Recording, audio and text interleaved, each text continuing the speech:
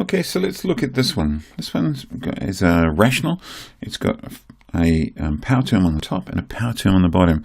And this one here, this one's going to be a little interesting to make sure that we understand what it is that we're doing. So let's just deal with the numerator first, and then we're going to deal with the denominator. And you might want to deal with them separately. So this is power on a power, power on a coefficient. So this is 8 to the power of 1/3. Now remember, that means the cube root of 8. So the cube root of 8 is just 2. And this is power on a power is when you multiply 6 times 1/3. So that's 6 times 1/3, or 1/3 of 6, which will just be equal to 2. Okay, 6 times 1 is 6. 1 times 3 is 3. That just equals 2. Can we see that up there? Yes, we can. So the numerator we've dealt with. Now what's interesting here is, first up, we've got a negative power here. So first up, this power 4 is only operating on the bracket, so nothing is happening to that 3.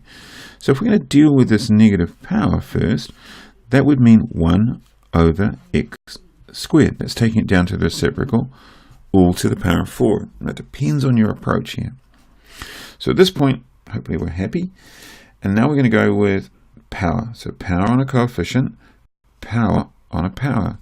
So we've still got the 2x squared. We still have the 3. And underneath here, we're going to go with 1 to the power of 4 is just 1.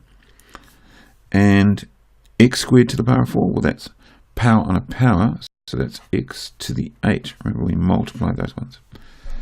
Now, what do we do with this?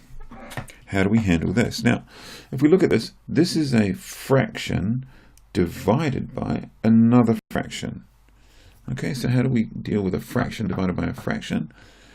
Okay, let's remind ourselves, if I had 2/3 and I want to divide it by, say, 2/7, then I would multiply by the reciprocal.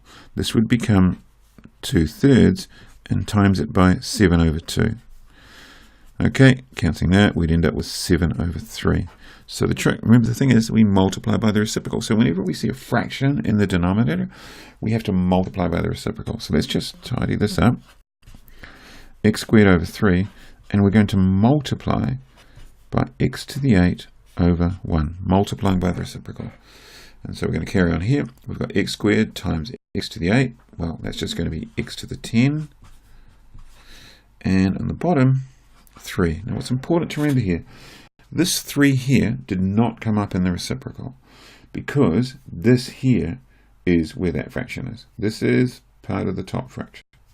Okay, cool. We'll finish that one at that point.